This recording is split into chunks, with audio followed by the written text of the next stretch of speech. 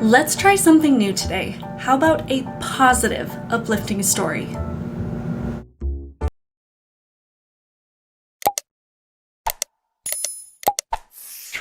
Welcome to my channel, Outspoken Samantha. If you are new here, welcome. Be sure to hit that subscribe button. If you're returning, welcome back. Thank you so much for the support. On my channel, I like to give my opinion and perspective on things that are happening today, things that I think actually matter to everyday people, especially those of us trying to raise kids in the insanity known as today's society. I do like to talk about current events and politics, and my perspective does tend to be more on the conservative side of things. Please like this video, leave a comment below, and also share it with others. Also, be sure you are subscribed to my channel. Help me to grow this channel to hopefully reach more people that value logic, reason, and sanity. Also, be sure to find me on Rumble under Outspoken Samantha in the event that YouTube decides I have violated their community standards and chooses to kick me off their platform forever. That being said, let's get into today's topic. So today I wanted to try something a little different. My husband has been encouraging me to try and find something positive to share, which can be really challenging sometimes because the world is just an absolute mess. And there are so many things going on that I know we're all feeling weighted down by, and sometimes it can just be really hard to find things that are uplifting and to feel positive about and to just kind of find some relief in. So I'm going to try something a little different today. I have this storybook that I'm not even sure when it was published. It's sitting in my lap. That's why I keep looking down. But I have had this story for a long time. I think I read it first when I was in my 20s, which was just a little while ago. And it's always just a story that has stuck with me. It's one I have now that I read to my kids every once in a while, and it really tied into a thought that I have been having a lot lately, just regarding all of the things that kids are dealing with right now, and just kind of the difference in the messaging from when I was a kid versus now, and just how challenging that can be. So I'm going to read the story. I'll put a timestamp so that you can listen to the story if you want to, or just skip to the end of it and kind of get the gist of it. Or if you want to even allow your kids just to listen to this story for that portion of it. And then if you want to listen to the rest of the video and kind of like my take on it and how I feel it ties into, just kind of some of the messaging of society today, I'll let you choose. I'm just going to give you the tools and the resources, and you can choose to do with it what you will. So I'm going to read the story and then we'll talk about it after. So this is the story. It's called You Are Special by Max Lucado. I'm going to read it to you. And like I said, you can listen to the story, have your kids listen to it, or you can skip to the end and we'll just talk about why I think that this story is important right now. So let's get into it. The Wemmicks were small wooden people. All of the wooden people were carved by a woodworker named Eli. His workshop sat on a hill overlooking their village. Each Wemmick was different. Some had big noses, others had large eyes. Some were tall and others were short. Some wore hats, others wore coats. But all were made by the same carver, and all lived in the same village. And all day, every day, the Wemmicks did the same thing. They gave each other stickers. Each Wemmick had a box of golden star stickers and a box of gray dot stickers. Up and down the streets all over the city, people spent their days sticking stars or dots on one another. The pretty ones, those with smooth wood and fine paint, always got stars. But if the wood was rough or the paint chipped, the Wemmicks gave dots.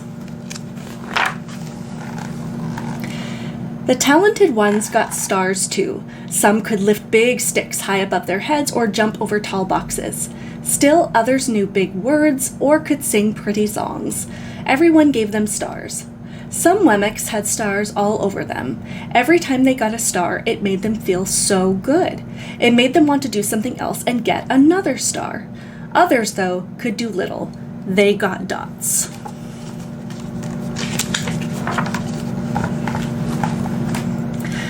Punchinello was one of these. He tried to jump high like the others, but he always fell. And when he fell, the others would gather around him and give him dots. Sometimes when he fell, his wood got scratched. so the people would give him more dots. Then, when he would try to explain why he fell, he would say something silly, and the Wemmicks would give him more dots. After a while, he had so many dots that he didn't want to go outside. He was afraid he would do something dumb, such as forget his hat or step in the water. And then people would give him another dot. In fact, he had so many gray dots that some people would come up and give him one for no reason at all.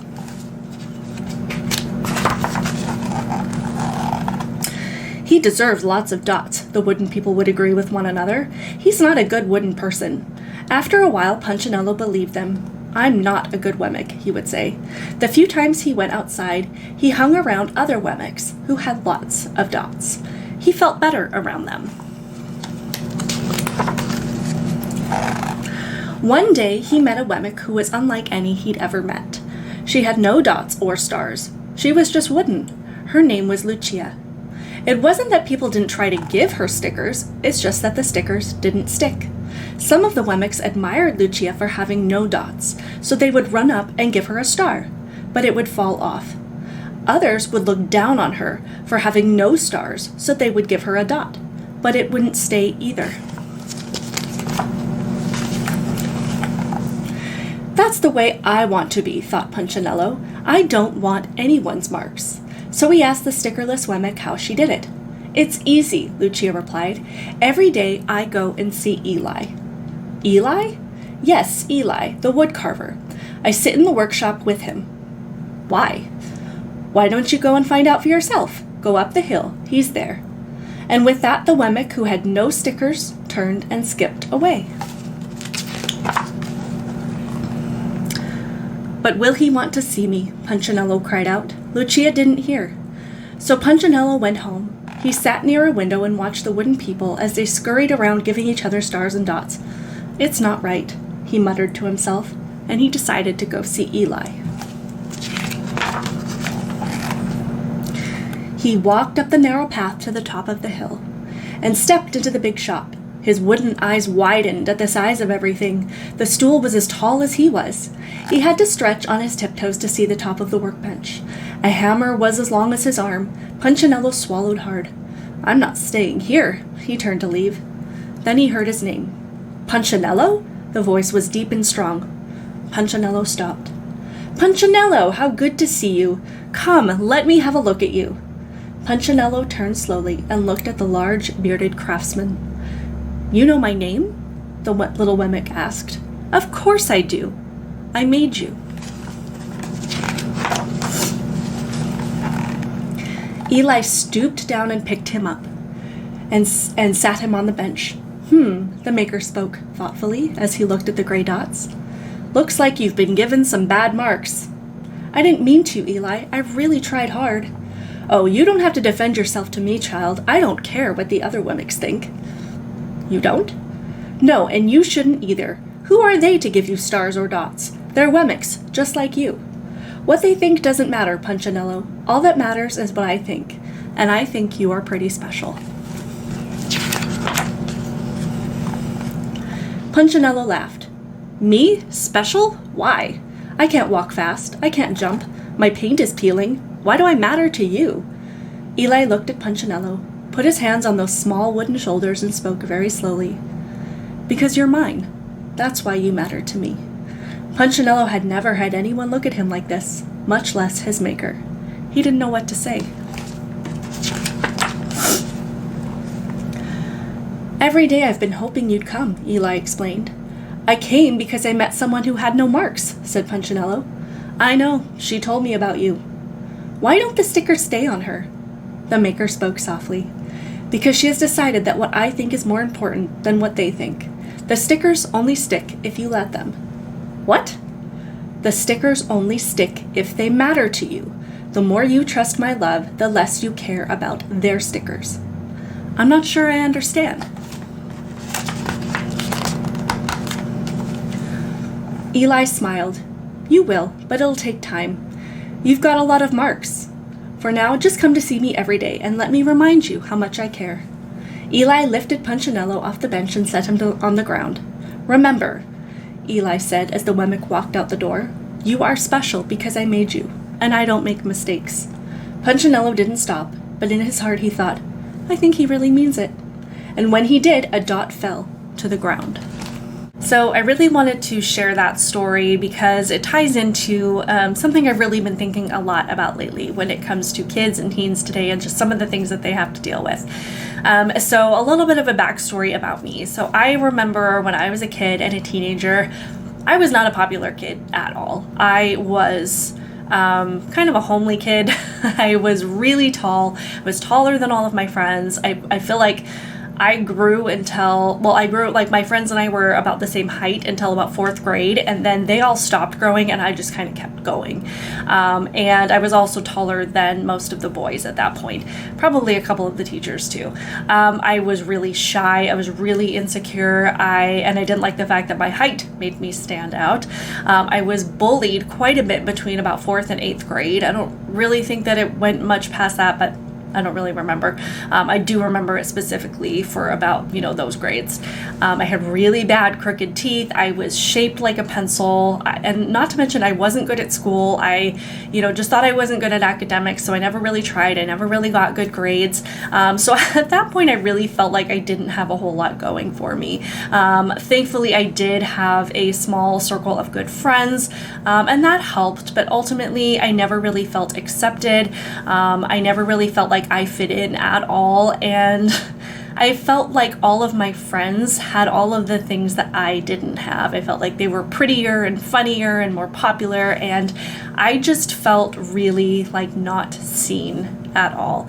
And, but I do think that this is kind of universal across the board when it comes to kids growing up. I think, we all think that everybody else has it together and that everybody else, is doing just fine, and that we're the ones that are struggling, and that we're the only one that's like the weird kid with like an inner struggle going on. But ultimately at that time in our lives, spoiler alert, everybody is struggling. Everybody is trying to figure out who they are. We're all struggling with what our bodies look like and with our appearance and comparing ourselves to others. And we just want to fit in, and we just feel like we never quite get there.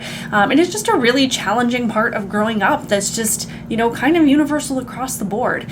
And, it's unfortunate because kids today really face it at a more intense level because there's no refuge from it. It follows them on their phone and social media and all of these apps. And it's almost like this cloud that follows them around and just hangs over them that's almost impossible to escape.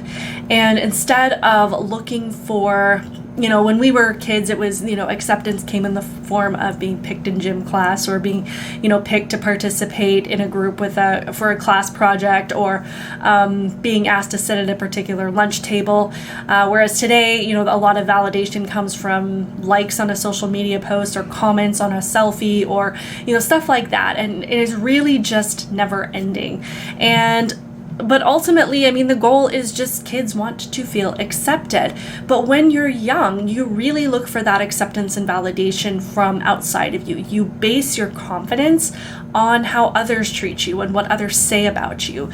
And if kids are mean to you, then you feel worthless. If they're nice to you, then you feel worthwhile. Or in today's world, if you get more likes or views or comments on something, then that's, then you feel worthwhile. So a message that my parents and teachers and, of course, adults that were much wiser than me really tried to reiterate, not just to me, but to everyone, is that it doesn't matter what other people think of you or whether or not everyone accepts you. It doesn't matter if someone says something mean to you because they don't get to determine what your worth is. They don't get to decide for you how you should feel about yourself. It matters what you think of yourself and if you accept yourself.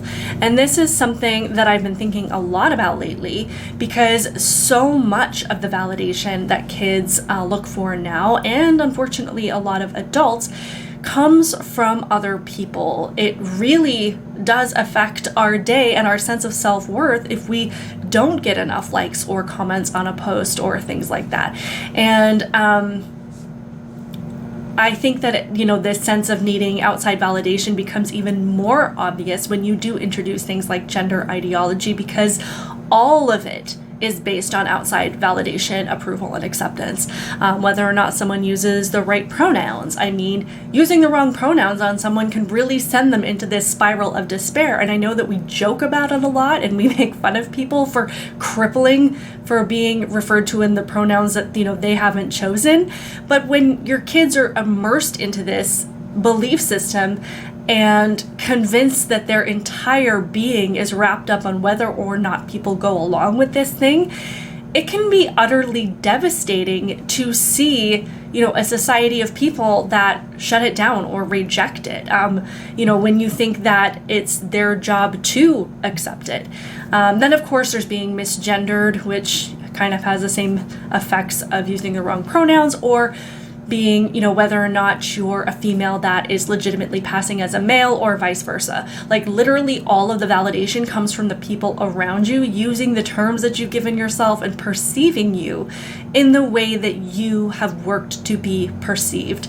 And when you go down this path of all of your happiness being wrapped up in others participating, it's like you're chasing something that can never be achieved. And I also think it's really bizarre that not so long ago, we raised a generation, in my generation, which wasn't that long ago of like being raised as a kid and a teenager, we all understood that true happiness and confidence in yourself doesn't come from what other people think of you, to so quickly trying to raise this generation of kids where that's all that matters. It really is a recipe for misery because you can't control what other people think of you. You can't make people accept you or value you or praise you. And if your entire existence is based on that, you're going to be miserable because you're constantly trying to accomplish something or force something that you can't make happen. And that is the validation and acceptance from everyone around you. And you know how I know that that's a recipe for misery? Because depression and anxiety rates are through the roof for kids, for adults. Suicide rates are skyrocketing. People in general are so much more unhappy and directionless because this is taking so much of their focus, because we've fostered this society where we feel that people owe us their approval. And when we don't get it, we then blame them for us not being productive because they haven't given us the tools to build the confidence to do more. So, back to this book, these Wemmicks, their entire existence was based on approval or disapproval of each other. And their happiness was based on how many stars they had, or, their misery was based on how many dots they had, or, someone else, or if someone else had more or less than them. And when they saw someone else with a bunch of stars on them, and that person was happy, they associated all of those stars with their source of happiness. And the goal was to gain happiness through getting more star stickers. And, but that happiness was fragile because if, you were someone that had a lot of stars one day and you didn't get as much the next day, or you happened to get a dot, then you start to doubt yourself and you start to see yourself as less. And, the only person that was truly happy in this story was Lucia, who didn't care what other people thought. The stars and the dots didn't stick because she was fulfilled by knowing her worth as a person simply because she's a human being. Now, of course, depending on what your belief system is, you can obviously see that there's a spiritual side to this involving God and, your relationship with Him. And as we can see, Lucia in this story was able to see her worth as a human being because she maintained her relationship with God, and she understood her worth and value because she's a child of God, and the fact that she was created by Him. And that was all the validation that she needed to see herself as worthwhile and to see herself as, somebody that could accomplish anything. And that was all that she needed to be happy.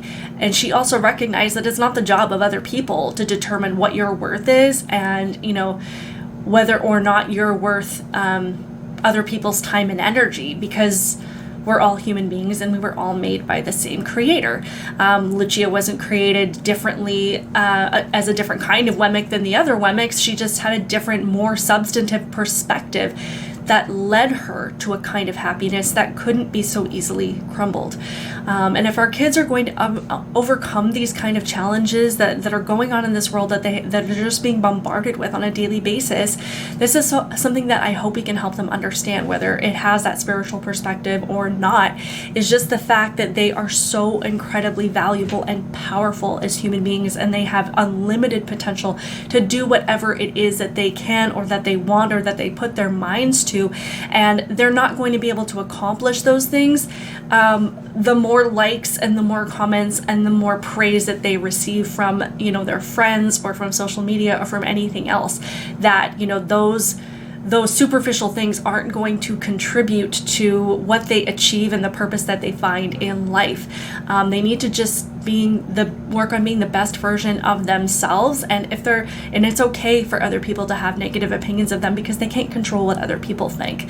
All you can do is control what you do and your actions and your words, and find that true sense of purpose in what you do as a human being and the good that you bring to the world. And hopefully just by setting a good example for other people, that's how you inspire them and bring light to their lives as well. So let me know what your thoughts are. I really do love this story. Again, it's called You Are Special by Max Lucado. And let me know if you've read it before. And yeah, let me know what your thoughts are. Like this video, leave a comment below, share it with others. Also turn on the notification bell so you get a notification every time I post a video. Thank you so much for watching and being here, and I will see you in the next one. Bye.